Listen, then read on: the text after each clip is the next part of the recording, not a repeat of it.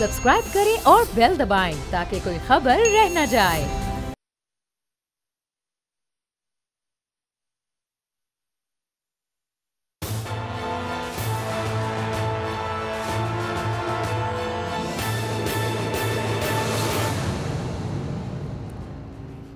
अस्सलाम वालेकुम नाज़रीन, मैं हूं आपका मेज़बान समी इब्राहिम और आप देख रहे हैं प्रोग्राम तजिया। मेरे साथ हमारी को एंकर अलीना इलियास हैं और हमारे सीनियर पॉलिटिकल कॉरेस्पॉन्डेंट जनाब सदीक साजिद। दो मौज़ूआत हैं जिन पर बात करेंगे, लेकिन उससे पहले एक छोटी सी ऑब्जर्वेशन। आज शाम को इधर मैं पार्लियामेंट हाउस की तरफ गया, क्या खुशबुएँ आ रही थी खानों की, ऐसी ऐसी खानों की खुशबुएँ कि बस जो है ना मुँह में पानी आ रहा था। ऐसा लग रहा था कहीं कबाब भुने जा रहे हैं, चिकन भुना जा रहा है, और वो जो ज़ाफ़रानी कोफ्ते की और उस कौरमे की एक ख़ास जो स्मेल है ना, वो भी आ रही थी।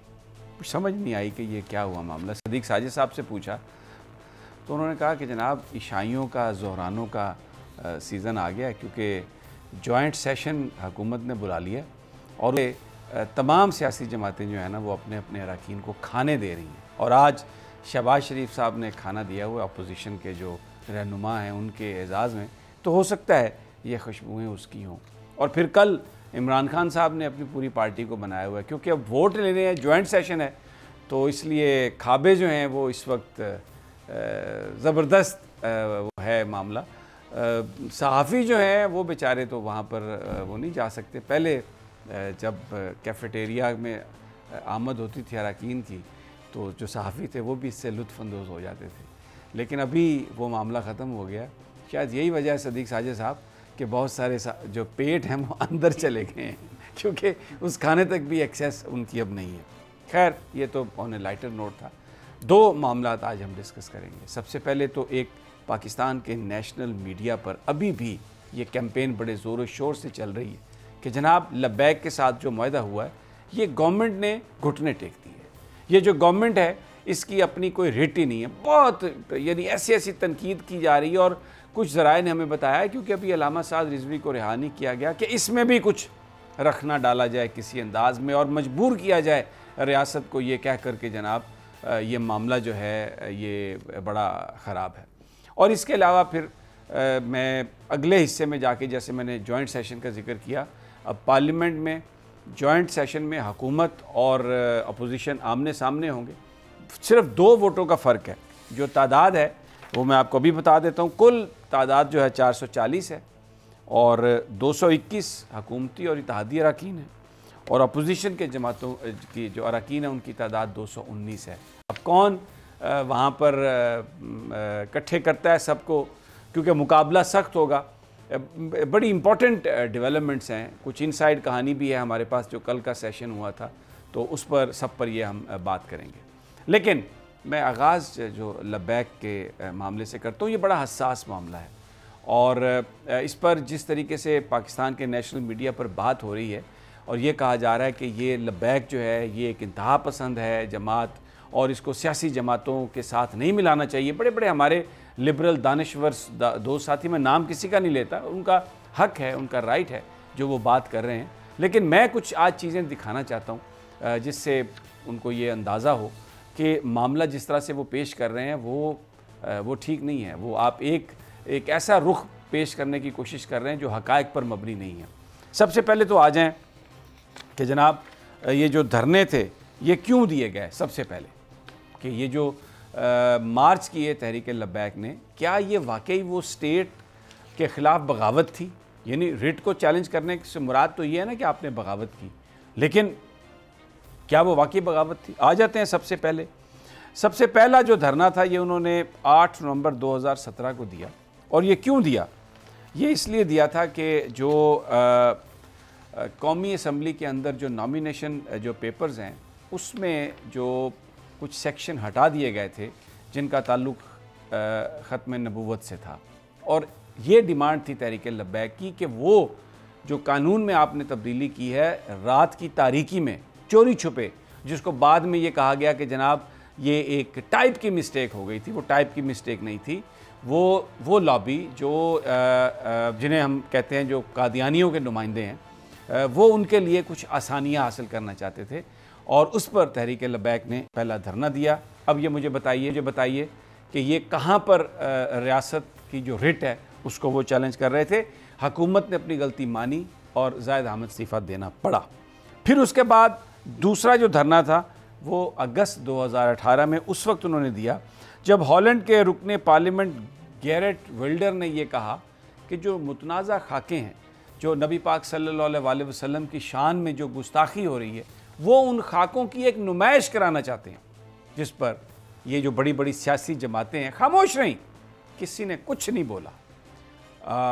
तहरीक लब्बैक ने इस पर धरना दिया, शाह में इस पर हुकूमत को मजबूर किया और वज़ीर ख़ारजा शाह महमूद कुरैशी ने हॉलैंड के सफ़ीर से भी मुलाकात की और बिलाखिर वो जो मुतनाज़ खाकों की नुमाइश थी हॉलैंड ने उसको मनसूख किया। अब ये मुझे बताइए, ये पाकिस्तान की रियासत या उसकी जो रिट है, क्या ये उसको चैलेंज करने के मुतरादिफ है? आ जाइए, अब आगे आ जाए। तीसरी बार जो धरना था 2018 में, वो आसिया बीबी को जब रिहाई दी गई सुप्रीम कोर्ट के एक हुक्म के तहत, एक फ़ैसले के तहत, तो धरना दिया तहरीक लब्बैक ने कि हुकूमत उसकी रिव्यू पिटीशन में जाए और आसिया को रिहा न किया जाए। और जब हुकूमत ने इस बात की यकीन दहानी करा दी कि हुकूमत रिव्यू पिटीशन में जा रही है, वो धरना ख़त्म हो गया। अब ये क्या एहतजाज था? एक कानूनी ऑप्शन जो पाकिस्तान के कानून में है, हुकूमत से ये कहा जा रहा था कि आप उस ऑप्शन को इस्तेमाल करें। अब मुझे बताइए, ये कहाँ से मैं ये अपने उन तमाम लिबरल्स जो रोज़ाना रात को बैठ के एक बड़ा जमघटा लगा के और पता नहीं क्या क्या बातें करते हैं, उनसे मेरा ये सवाल है, मुझे ये बताइए कि इसमें कहाँ हुकूमत पाकिस्तान या रियासत पाकिस्तान की रिट को चैलेंज किया गया? ये इसको आप बगावत कैसे कह सकते हैं? फिर जो आखिरी जो 3 धरने हैं, 4 नवंबर 2020 में फ्रांसीसी सफ़ीर को निकालने के लिए किया गया। उसका शुरू में तो मुतालबा था कि फ्रांसीसी सफ़ीर को निकालें, लेकिन गवर्नमेंट ने एग्रीमेंट किया और ये तय किया कि हम इसको कौमी असम्बली में पेश करेंगे। फिर गवर्नमेंट के कहने पर, उनकी बात मानने पर वो टाइम दिया और फिर अप्रैल 2021 में उस धरने की दोबारा कॉल दी गई, जिसके नतीजे में ये सारा मामला हुआ। साद रिजवी को गिरफ़्तार किया गया।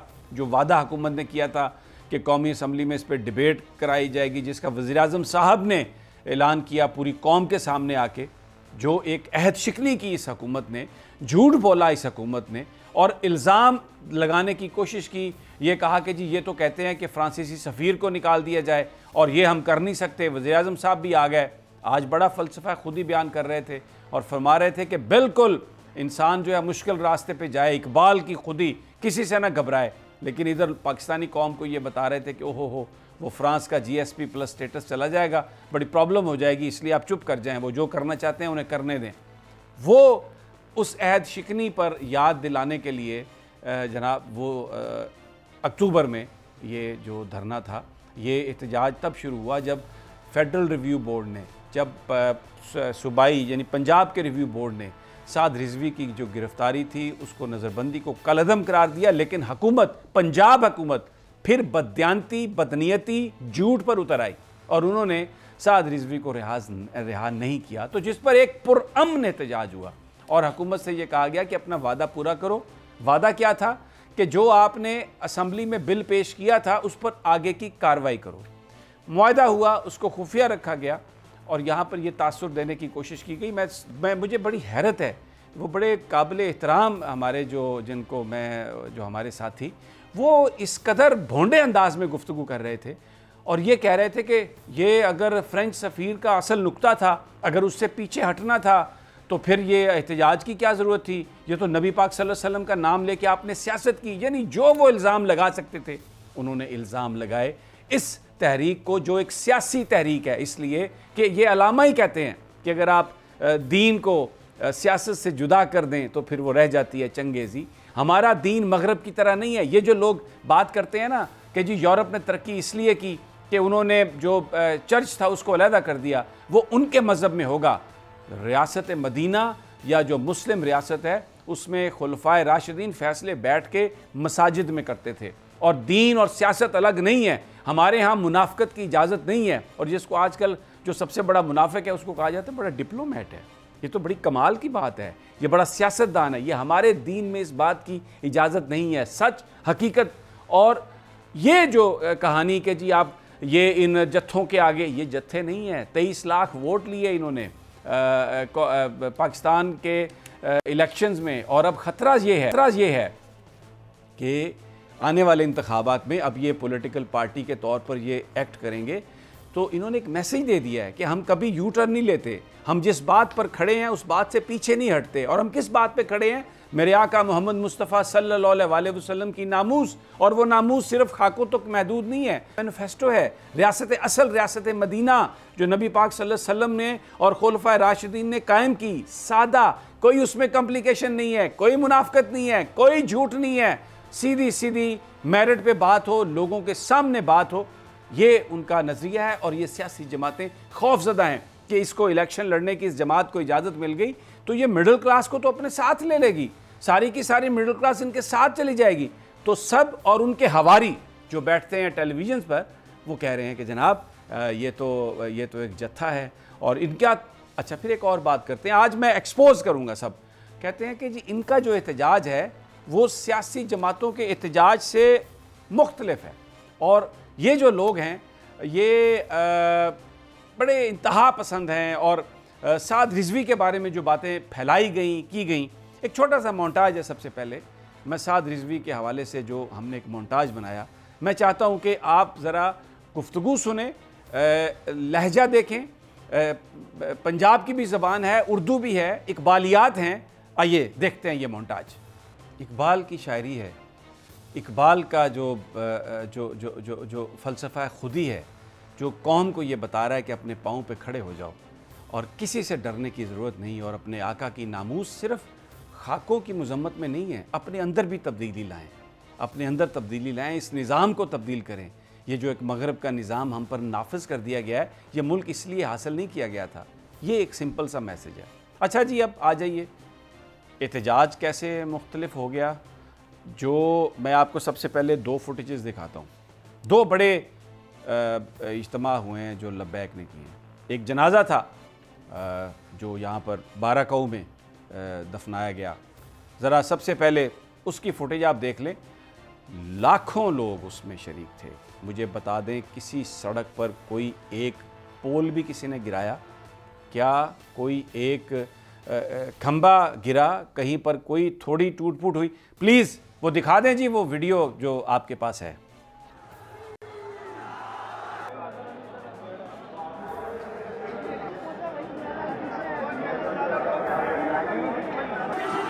इधर से गुजरता हुआ बाराकाऊ में गया, और ये फूलों की पत्तियां हैं, किसी के हाथ में लठ नहीं है। ये वो लोग हैं, ये लाखों लोग हैं, यानी ये मैं कोई 2, 4, 5 लाख लोगों की बात नहीं कर रहा।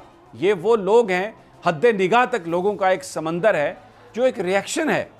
ये रिएक्शन जो जुल्म हो रहा है, ये रिएक्शन जो इस वक्त मुल्क में नाइंसाफ़ी है, ये उसके ख़िलाफ़ है। ये आपने देखा। अब आ जाइए जी, अब मैं आपको एक दूसरा खादिम हुसैन रिजवी, जब उनका इंतकाल हुआ है, लोग बड़ी ये बातें करते हैं, ये सियासतदान, इनके तो मुकद्दर में ही नहीं है इतने लोग। और ये उनका आप जनाजा देखें, उनके लिए लोगों की मोहब्बत किस लिए थी? खादिम हुसैन रिजवी के लिए मोहब्बत इसलिए थी कि ये मेरे आका मोहम्मद मुस्तफ़ा सल्लल्लाहु अलैहि वसल्लम का नाम लेते थे। देखिए ये क्राउड देखें, इस जनाजे में भी कितनी बड़ी तादाद है लोगों की। ये किसी मुकद्दर वाले के नसीब में ये चीज़ें हो सकती हैं, और कहीं पर कोई तशद्दुद नहीं, कहीं पर कोई वायलेंस नहीं। ये लाखों लोग, यानी ये 40-50 लाख से भी ज़्यादा लोग हैं, आप गिन नहीं सकते। पूरा लाहौर उमड़ आया, पूरा पाकिस्तान उमड़ आया। किसके लिए? मेरे आका मोहम्मद मुस्तफ़ा सल्लल्लाहु अलैहि वसल्लम के नाम की बरक़ात हैं। और अगर कौम इस नाम पर आज इकट्ठी हो जाए और ये फ़ैसला कर ले कि हमने किसी के आगे नहीं झुकना, ये क्या बेचता है फ्रांस और क्या बेचता है ये कोई जज्बाती बात नहीं है। आपको सैंक्शंस लगी थी जब आपसे ये कहा गया था कि आप न्यूक्लियर ब्लास्ट ना करें, लेकिन उस वक्त भी आपने सर्वाइव किया। और आप यकीन करें, अगर आप एक मैसेज देते हैं सच्चाई का और ये कहते हैं पूरी अक़वाम को कि आप हमारे मुआशरे को, हमारे पैगंबर को, हमारी अक़दार को, हमारे कल्चर को मत छेड़ें, छोड़ दें हमें तन्हा, and we can survive alone, तो यकीन करें इस कौम में इतनी पोटेंशियल है कि हम ये सब कुछ कर सकते हैं। ये मैंने वो मनाजर दिखाए हैं जिससे ये खौफज़दा हैं कि ये इतने लोग अगर ये वोट दे दिए इन्होंने तो ये तो हुकूमत में आ जाएंगे, हम किधर जाएंगे। अच्छा जी, अब मुजाहरे की बात कर लेते हैं। मैं आपको सबसे पहले दिखाता हूँ वकील, सबसे बड़े हमारे समझदार, पढ़े लिखे, काला कोट, कानून समझने वाले, आइए ज़रा उनका एहतजाज देख लें। लाहौर में उन्होंने क्या किया था, वो उन्होंने ये जो एक लॉयर्स मूवमेंट है इफ्तिखार चौधरी साहब की बहाली के लिए, आइए देखें, मुझे ये बताइए, ये आप देख रहे हैं, इसमें लाठियाँ देख रहे हैं, इसमें लड़ाइयाँ देख रहे हैं, ये आंसू गैस चल रही है, ये जलाओ घिराव कर रहे हैं। ये क्या, ये जो आग है इससे बंदे के हाथ नहीं जलते? इस आग से, इस हजूम से क्या ट्रैफिक में रुकावट नहीं है? ये लाठियाँ जिनके हाथ में हैं, ये कौन है? ये काले कोट हैं, ये लाठियाँ हैं। ये तरीका एहतजाज का मुझे बताइए, ये क्या तरीका है? क्या ये मुनासिब तरीका है? और ये एहतजाज तहरीक लब्बैक के एहतजाज से, जिसमें कि इस तरह से तहरीक लब्बैक ने हमला भी नहीं किया, क्या उससे मुख्तलिफ है? अच्छा जी, आ जाइए ज़रा इस पर, रुक जाएं, ये बहुत हो गया। अब मैं आपको पीपल्स पार्टी का, मोहतरमा बेनज़ीर भुट्टो जब शहीद हुई, पूरा मुल्क गम में था, लेकिन इसका मतलब है कि आप लोगों की अमलाक जला दें? देखिए, आइए ज़रा क्या सूरत हाल है, दिखाएं क्या सूरत हाल थी मोहतरमा बेनज़ीर भुट्टो की शहादत के बाद। ये ज़रा देखें, ये किसकी प्रॉपर्टी है, ये कौन जला रहा है? ये पीपल्स पार्टी के लोग जला रहे हैं ना। तो पीपल्स पार्टी तो बहुत बड़ी बड़ी अच्छी लिबरल जमात है। ये देख लें, मुझे आप बताइए, ये किसकी प्रॉपर्टी है? ये क्या हो रहा है सारा? ये सब ये तहरीक लब्बैक के एहतजाज से बिल्कुल मुख्तलिफ है। मुझे नहीं समझ आई कि क्या मुख्तलिफ है। अच्छा चलें आगे आ जाएं जी, मैं आपको और आगे दिखाता हूँ।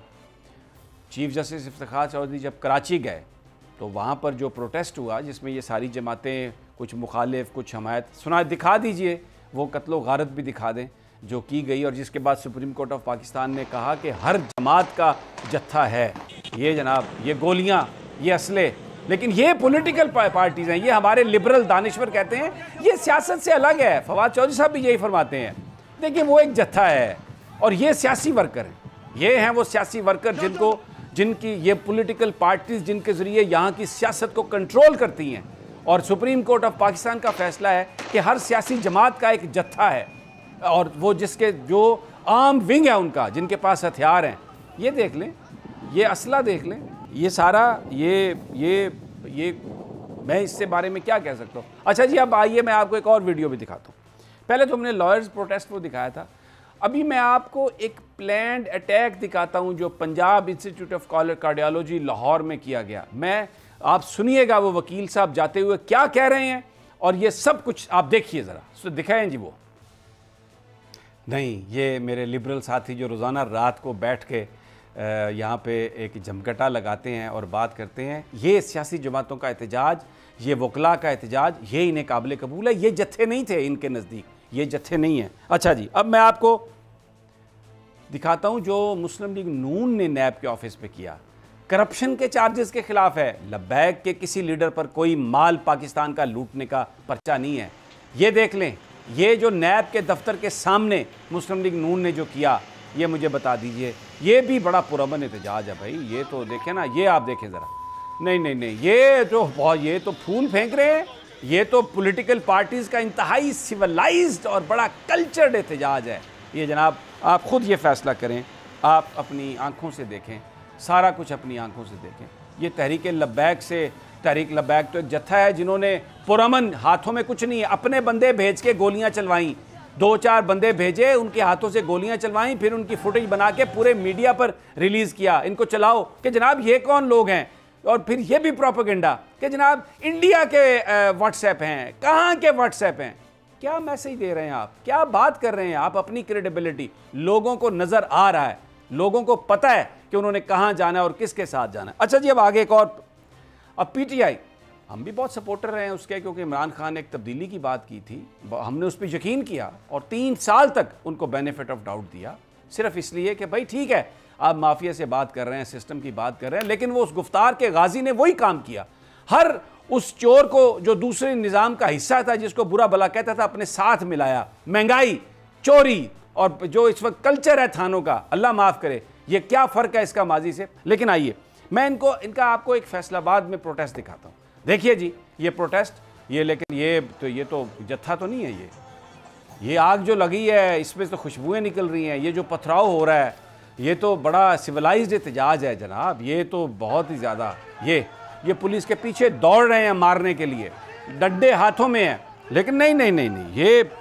ये जो है ये तो बड़ा ज़बरदस्त, ये काबिल कबूल एहतजाज है। क्यों? इनके अपने मफादात हैं। क्यों? बहुत सारे जो हमारे जो चैनल्स हैं हुकूमत के साथ बड़े इन टच हैं, बड़े अटैच्ड हैं, बड़े उनके फ़वाइद हैं, इसलिए उन्होंने तहरीके लब्बैक को तो जत्था ही कहना है। अच्छा जी चलें और आगे आ जाए।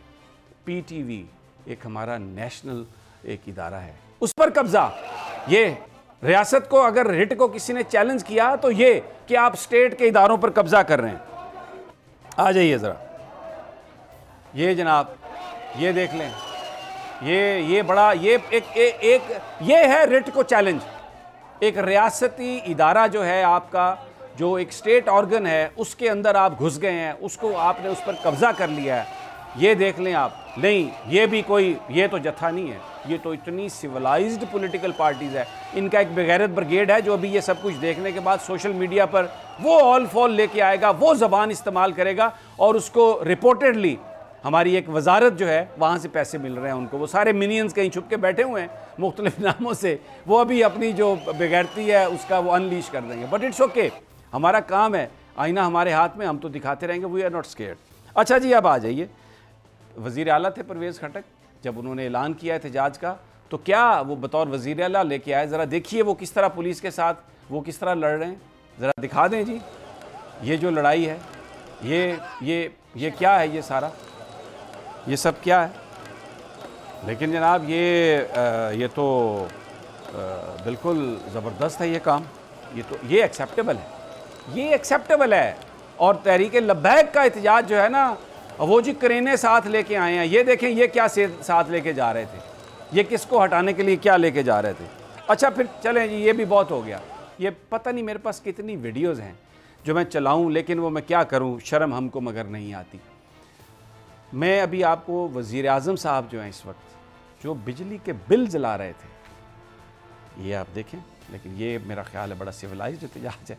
आइए आपको मैं दिखाता हूँ बिजली के बिल, ये मुस्कुराते हुए ये कि नहीं देंगे हम बिजली के बिल। फिर जी अब आप मैं को एक और दिखाता हूँ, मौलाना फजलुर रहमान साहब और उनकी अंसारुल इस्लाम, ज़रा देखें वो क्या कर रहे हैं, वो किस तरह से चल रहे हैं। ये देखें जनाब, पूरा एक उनकी वो ये धरना है उनका, यहाँ पर उनको इजाज़त है धरने की। ये डंडों, हाथियों, ये देखें ये लाठियों के साथ ये निकल रहे हैं।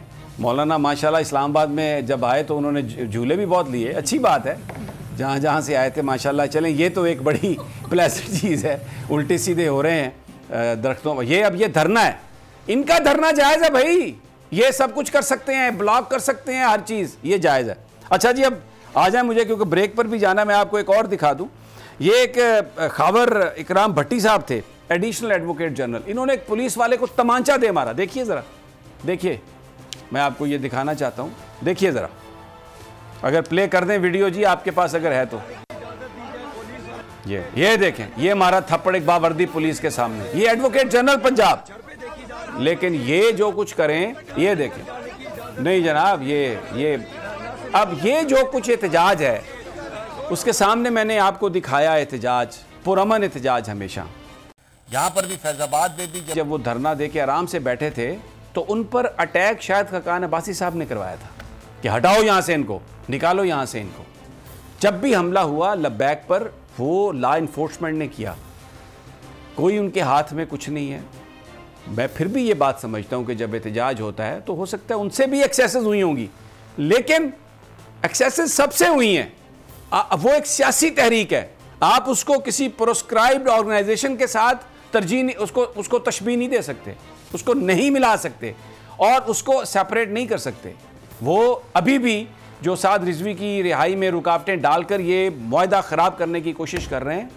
तहरीक लब्बैक इस वक्त पाकिस्तानियों की एक तहरीक है, उसमें लाखों वोटर उनके शामिल हैं, नौजवान शामिल हैं, और वो एक सियासी तहरीक है और उसको सियासत करने की आप इजाज़त दें, वो पाकिस्तान में एक पॉजिटिविटी लेके आएगी लोगों के लिए। हाँ, लेकिन ये जो रवायती सियासतदान जो नफरत का निशान बन चुके हैं, झूठ बोलते हैं, इस सिस्टम को बर्बाद किया जिन्होंने, उनके लिए वो खतरे की निशानी है। मुझे यहाँ पर एक छोटा सा वक्फा लेना है, वापस आते हैं तो फिर इंशाअल्लाह ताला दीगर मौज़ूआत हमारे साथ ही रहिए।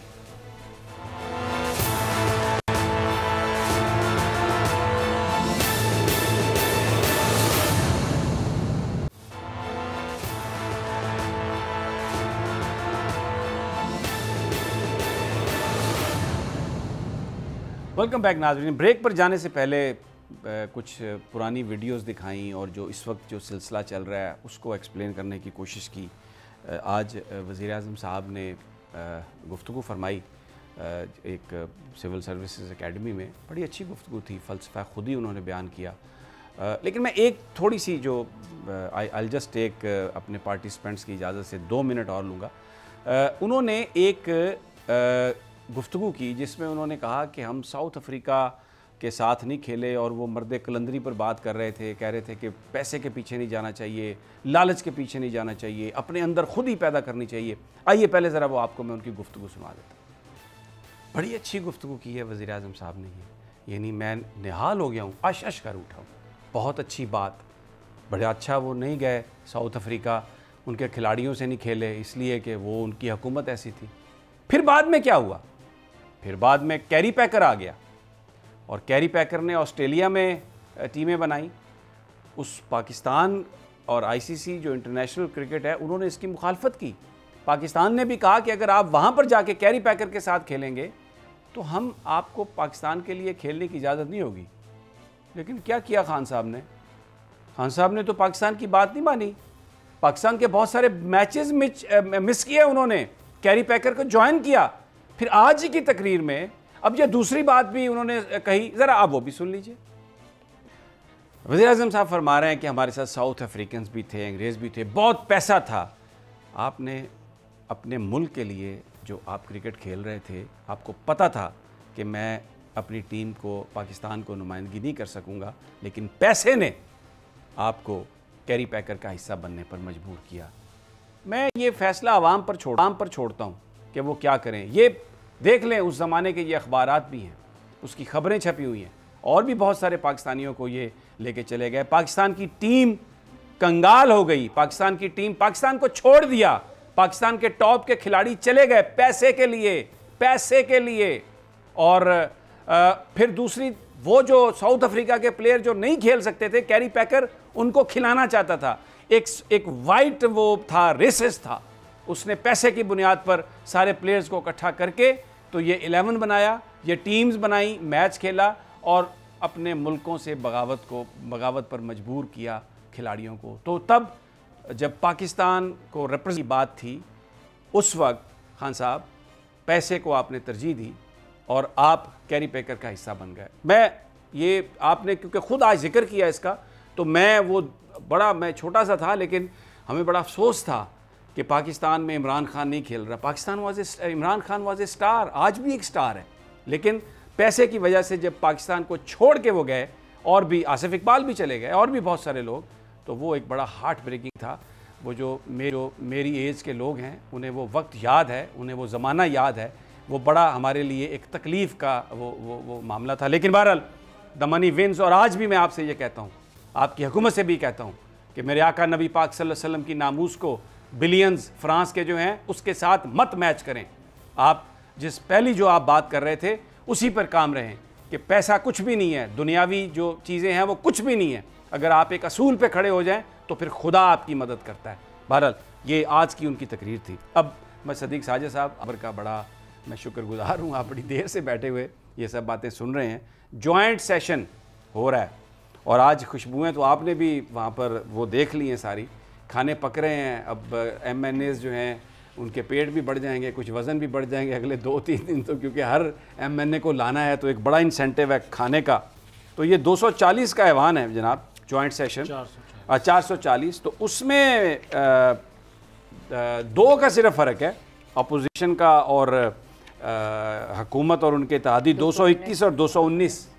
तो क्या आपको लगता है क्या होगा, क्या चल क्या रहा है? और ये मुझे एक और बात का जवाब दे दें, ऐसा लग रहा है कि ये बाहर आके तो बयानात मुखालफ दे रहे हैं एक दूसरे के भी, लेकिन अंदरूने खाना ये मिल गए हैं। आज JUI के बयान और फिर नून लीग से खबरें कि मरियम नवाज़ बाहर रहेंगी और शहबाज शरीफ अंदर। ये क्या गेम क्या हो रही है? ये बिल्कुल गेम ही हो रही है और बड़ी अच्छी खासी गेम हो रही है, क्योंकि अब ये समझ रहे हैं कि शायद इस्टेब्लिशमेंट उस तरह इमरान खान के साथ नहीं है, तो हमारे पास अच्छा मौका है।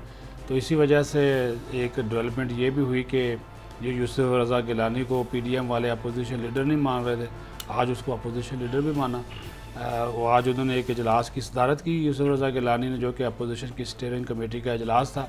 उसमें JUI फे भी थी और उसमें मुस्लिम लीग नून वाले भी थे, और बाकायदा तौर पे उनको तस्लीम किया कि वही अपोजिशन लीडर। अदरवाइज़ आपको मालूम है कि PDM की जमातों ने आज़म मजीद तारड़ को जो है वो अपना अपोजिशन लीडर करार दे दिया था, और ये एक दूसरे के चैम्बर में भी नहीं जाते थे। लेकिन आज तो यूसुफ रज़ा गिलानी शहबाज शरीफ के चैम्बर में गया और वहाँ पे सारे जो है वो मौजूद थे। तो आप बात बिल्कुल ठीक कह रहे हैं कि अंदर इनके जो सारे हैं वो गुले मिले हुए हैं। बाहर आपने देखा कि कमर ज़मान कह रहा कुछ कह रहे हैं, और जो साबिक़ सेनेटर हमदुल्ला वो कुछ और बात कर रहे हैं।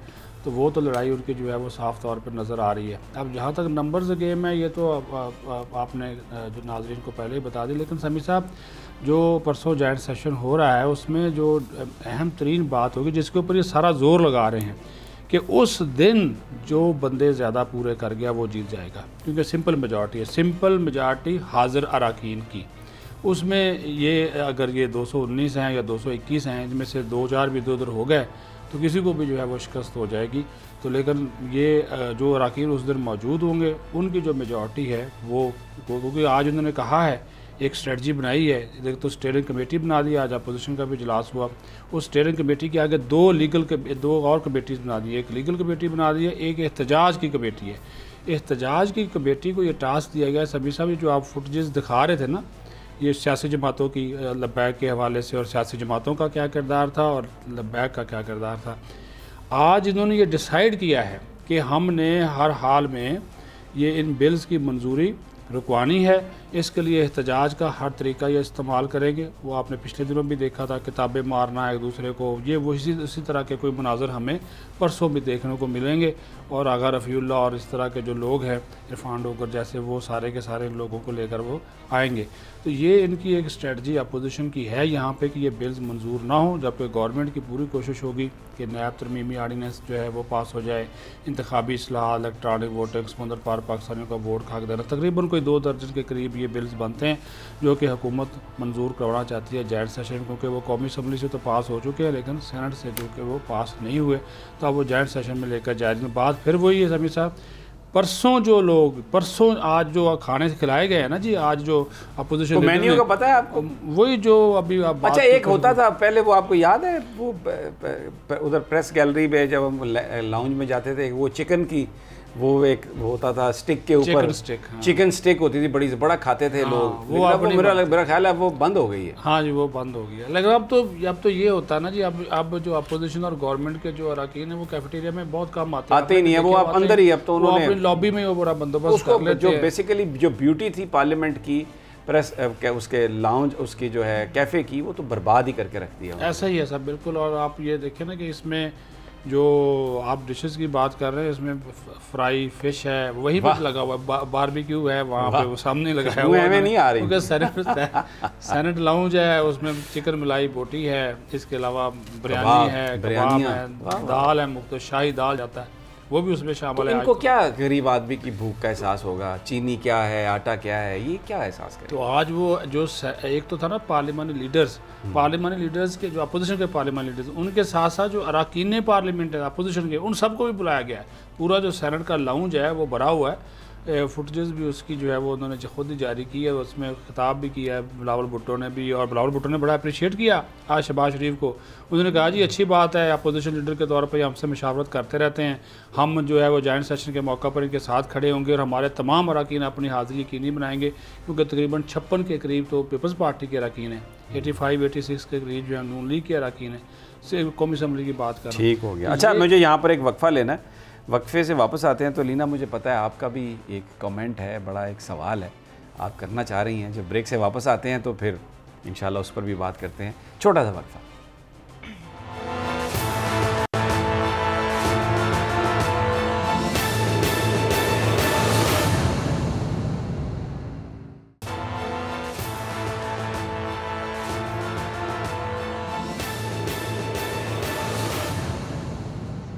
वेलकम बैक नाजरीन।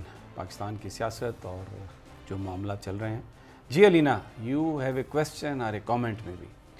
अच्छा समीर साहब, जो आपने पहला सेगमेंट किया वो तो सेगमेंट है रिट ऑफ द स्टेट के हवाले से। जिन लिबरल्स की आप बात कर रहे हैं, जिन वज़रा की तरफ इशारा किया जा रहा है, अगर वाकई रिट ऑफ द स्टेट जो है वो चैलेंज हुई है तो मैं तो इतना कहना चाहूँगी कि ये लोग कोर्ट में जाएँ, कोर्ट बताएगा कि writ of the state challenge हुई है या नहीं हुई है। लेकिन जो सवाल है वो ये है कि अभी जो रिसेंट मुआहदा हुआ है उसमें बड़ी अहम शख्सियात जो थी वो मौजूद थी। अगर writ of the state challenge हुई है तो क्या मतलब है वो अहम शख्सियात फिर वहाँ पर क्यों थी? अगर रिट ऑफ द स्टेट अगर चैलेंज होती, मेरा ख्याल है वो अहम शख्सियात वहाँ पर मौजूद ना होती और ये मुआहदा ना होता। और दूसरी चीज़ जो सवाल उठता है, दूसरा सवाल ये उठता है कि आखिर इसके ज़रिए जिस तरह के कमेंट्स किए जा रहे हैं, जिस तरह की कैंपेन की जा रही है, आखिर इसके ज़रिए टारगेट किसे किया जा रहा है? क्योंकि मुआहदा जिन शख्सियात ने किया वो हमारे सामने है, किसकी तरफ जो है वो टारगेट है और आखिर बदअमनी पैदा करने की कोशिश क्यों की जा रही है इस वक्त? ये मेरा सवाल आपसे जी सदीक साजिद साहब, और ये मेरा सवाल सदीक साजिद साहब से भी है। इसका जवाब बेहतर अंदाज में दे सकते हैं। इसमें देखें, सबसे पहले तो बात ये है कि ये इस वक्त इंटाइस करने की कोशिश की जा रही है। यानी हुकूमत को ये कहा जा रहा है कि जी आप फेल हो गए, क्या हो गया, ये नहीं होना चाहिए था।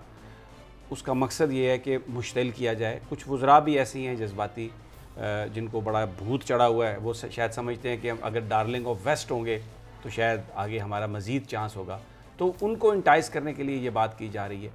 दूसरी जानिब तहरीक लब्बैक के हवाले से ये बात की जा रही है कि ओहो आपका तो फ्रेंच एम्बेसडर का मुतालबा था, वो तो आपने हटा दिया, वो तो आपने छोड़ दिया।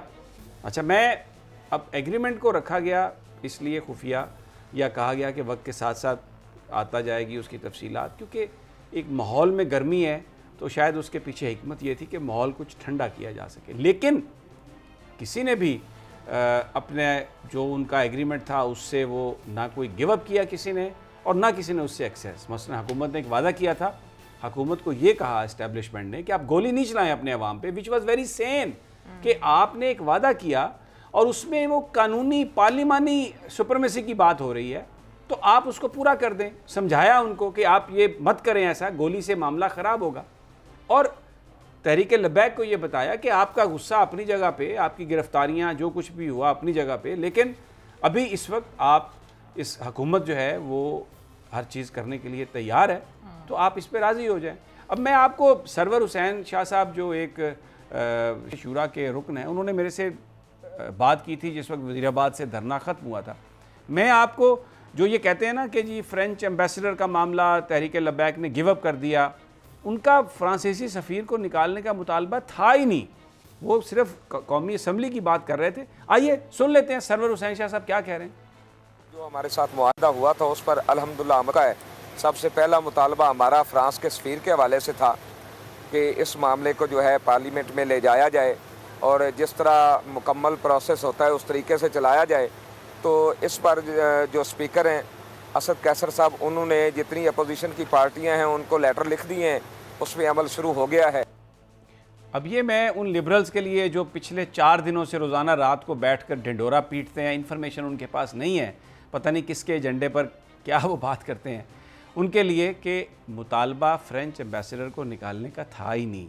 कौमी असम्बली में कवायद व ज़वाबित के मुताबिक इस पर डिबेट कराना मकसूद था, और अगर हुकूमत ने वो बात मान ली है तो लब्बैक जो है वो इस पर राज़ी है। अब इस पे आप ख़ुद ये फ़ैसला कर लें कि ये यकीनन कोई ऐसी क़ुव्वत है जिसका ताल्लुक़ दुश्मनों से होगा, हमारे मुखालिफिन से होगा, जो पाकिस्तान का अमन बर्बाद करना चाहते हैं, वो ये इस तरह की बातें कर रहे हैं जिसमें इंटाइस करने वाली बात है। जी सदीक साजिद साहब, आपके जो कमेंट्स आपने किए ना, सीधी सी बात है। अगर ये हमने ख़ुद भी महसूस किया और हमारे लोगों ने भी ये बात महसूस की कि अगर हम अफ़गान तालिबान और अमेरिका को बातचीत के ज़रिए एक मेज़ पर बैठा सकते तो हम अपने लोगों के साथ क्यों नहीं बात कर सकते।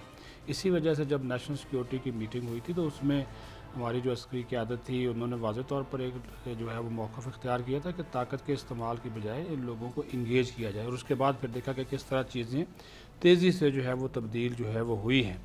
और दूसरा ये बात जो है जो सभी साहब ने बात की, उनकी बात से बिल्कुल इत्तेफाक करता हूँ कि कुछ लोग हैं इस हुकूमत में बैठे हुए, कुछ लोग हैं जो कि मगरबी आकाओं को खुश करने के लिए इसको सबूताज करना चाहते हैं। क्यों, मैं किसी का नाम नहीं लेता, लेकिन आप ख़ुद देख रही हैं क्यों उनको साइड लाइन किया गया, क्यों नई टीम लाई गई, और क्यों ये कहा गया कि इसको खुफिया रखा जाए, सिर्फ इस वजह से। और आप ये देखिए जैसे ही 50% का वो हदफ मुकम्मल हुआ, उठ के चले गए और कहीं पर भी कोई वायलेशन नहीं की। और जो ग्रंटर है, जो जामिन है, मुफ्ती मुनीब ने ये कहा था, अब उनकी पहली तकरीर उठा कर दें जब वो मुआहदा करके गए, उन्होंने कहा जैसे ही 50% हमारे मुतालबात पूरे हो जाएंगे हम चले जाएंगे। गवर्नमेंट ने भी अमल किया और उन्होंने भी इसके ऊपर अमल किया, जिसकी वजह से अमन जो है वो मुमकिन हुआ। अच्छा, एक बहुत ही मशहूर सहाफ़ी हैं, वो आजकल एक बात कर रहे हैं, वो कह रहे हैं कि पंजाब में आने वाले इलेक्शन में पीटीआई और टीएलपी के दरमियान सीट एडजस्टमेंट हो सकती है, जहाँ पर 4 से 5 लोग बैठ के इस तरह के लिबरल लोग ऐसी बातें कर रहे हैं, वुज़रा ऐसी बातें कर रहे हैं, वहाँ पर सीट एडजस्टमेंट की बातें की जा रही हैं पंजाब में टीएलपी और पीटीआई के दरमियान। बहुत मशहूर ये तो एजाज चौधरी ने कहा, जो तहरीक इंसाफ के वस्ती पंजाब के सदर है, उन्होंने कहा ये बात कही तो हो रही है। और ये खारिज इम्कान नहीं है, ये भी मैं आपको बता दूं, ये हो भी सकता है। देखिए, टीएलपी एक पॉलिटिकल फोर्स है। उन्होंने सिंध में लियारी में उनके एक वर्कर ने, उनके कारकुन ने बगैर कोई पैसा खर्च किए बिलावल भुट्टो को हराया वहाँ पर। ये कोई मामूली बात नहीं है। और फिर आपको याद होगा कि जब कलसूम नवाज साहबा के साथ इलेक्शन था, बड़ा प्रोपेगेंडा किया गया, ओ जी ये फौज ने पैदा कर दिए हैं, ओ जी ये ऐसा हो गया। लेकिन उन्होंने एक बड़ी तादाद में वोट लिए, पूरे मुल्क में 23 लाख वोट उन्होंने हासिल किए। और अब अगर उनको पॉलिटिकल एक्टिविटी की इजाज़त दी जाए, और एक उन्होंने मैसेज भी दे दिया कि वो ना यू टर्न लेते हैं, ना अपने किसी फैसले से, अपने किसी मुतालबे से दस्तबरदार होते हैं, और कोई वो पुरतशद्दद लोग नहीं है। ये पाकिस्तान के लोग जानते हैं, ये तस्लीम, दैट इज़ द रीज़न कि जब वो निकले लाहौर से, जिस शहर में गए, जिस गली में गए, जिस कूचे में गए, लोग फूलों की पत्तियां लेके आए, घरों से खाने लेके आए, लोगों ने उनको सीने से लगाया और वो तादाद बढ़ती जा रही थी। आपका क्या ख्याल है कि ये जो फैसला हुआ उनके साथ गुफ्तगू करने का, जब ये एहसास हुआ गवर्नमेंट को कि ये हम गलत कर रहे हैं, ये हमारी ऐद शिकनी जो है, और अगर इसमें हमने कोई लाशें गिरा दी तो ये बड़ा एक ऐसा फसाद बनेगा कि जो दुश्मन को फ़ायदा देगा, तो ये वजह है। ये जो कुछ भी उन्होंने किया, ये अपनी जो उनकी कमिटमेंट थी, जो उनकी कंसिस्टेंसी थी, उसकी वजह से। और ये दूसरी जमातों में नहीं है। ये सारे IMF के ख़िलाफ़ बात करते हैं, हुकूमत में आते हैं तो IMF के आगे लंबे पड़ जाते हैं। इस वक्त मुझे बताइए ना, डॉलर जो है फिर दोबारा बढ़ने लग गया, स्टॉक मार्केट आज 500 पॉइंट नीचे चली गई है। कौन सी ऐसी इकोनॉमिक एक्टिविटी हुई है जिसकी वजह से ये सब स्पेकुलेशन है। और इसमें स्टेट बैंक के जो गवर्नर हैं, उन्होंने तो कह दिया कि करेंसी ओपनली फ्लोट करेगी, वो तो IMF का एजेंडा लेके आए हैं, डॉलर 200 तक चला जाए, उनको क्या परवाह पाकिस्तान की। उन्होंने तो बाद में जाके IMF पे बात करनी है। और ये मुझे बताएं, जो सट्टाबाज इस वक्त स्टॉक मार्केट से प्ले कर रहे हैं ऊपर नीचे, क्या उनको रोकने के लिए इस हुकूमत ने कोई काम किया? हुकूमत का काम क्या है? वज़ीर-ए-आज़म का काम यह है कि आके इब्ने खल्दून और मौलाना रूमी के शेर पढ़ें। ओ भाई, कुछ काम भी कर लेना, मर्दे सारे ही ये इन्होंने पाकिस्तान बनाया, और बड़े दलेर लोग हैं पाकिस्तानी, बड़े वाइज लोग हैं, पॉलिटिकली बड़े एक्टिव लोग हैं। आप बताइए आपकी परफॉर्मेंस क्या है? कहानियाँ सुनाते हैं आके, गुफ्तार के गाजी और किरदार दिखाएं आप पुलिस के साथ। क्या वो जो पुलिस जो कुछ कर रही है, मुझे बताएं वहाँ पर क्या आपने किया है? सदीक साजिद, ये सिर्फ गुफ्तगू पे ही हुकूमत चलती रहेगी। अब परफॉर्मेंस ये है कि जो अभी ये एक नया काम शुरू करने, एहसास राशन वाला, अब देख रहे हैं कितना बड़ा मजाक है इस मुल्क के गरीबों के साथ कि 3 अशिया आप सब्सिडी देंगे 30%, और एक आदमी के हिस्से में 9 या 10 रुपए आएंगे। अच्छा, एक और बात सुन लें, ये है परफॉर्मेंस। ये है। अच्छा, दूसरी बात कैसे टेलीविजन, और दूसरी बात 120 अरब रुपया समी साहब आएगा कहाँ से? दूसरी बात ये कि ये टेलीविजन पर टिकर चलाना, होलसेल प्राइस इतनी कम हो गई। ये मैंने नीचे भेजा, अभी आपके सामने मैं मोहित साहब से कह रहा था, 140-50 रुपए चीनी बिक रही है।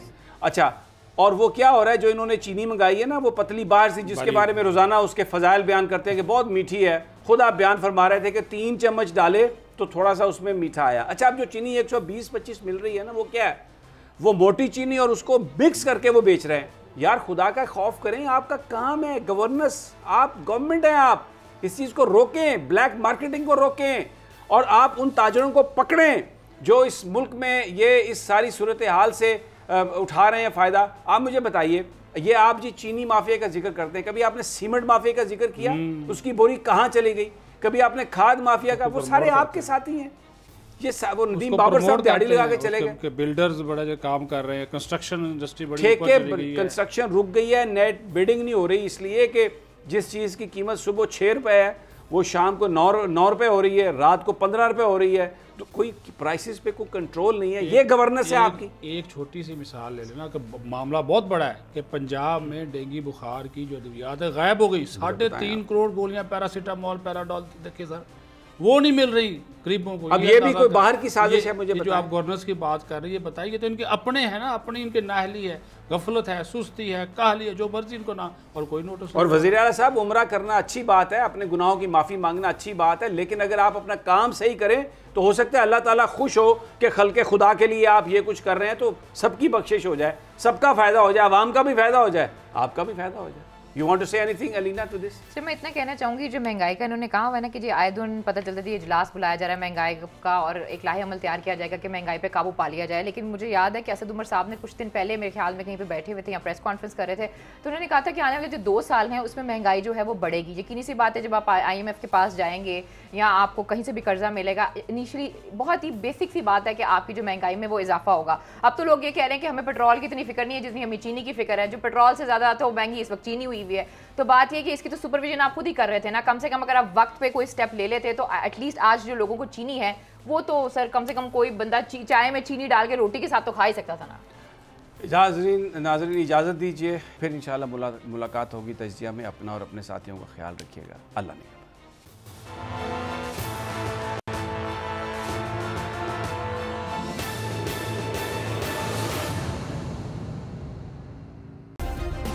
सब्सक्राइब करें और बेल दबाएं ताकि कोई खबर रह न जाए।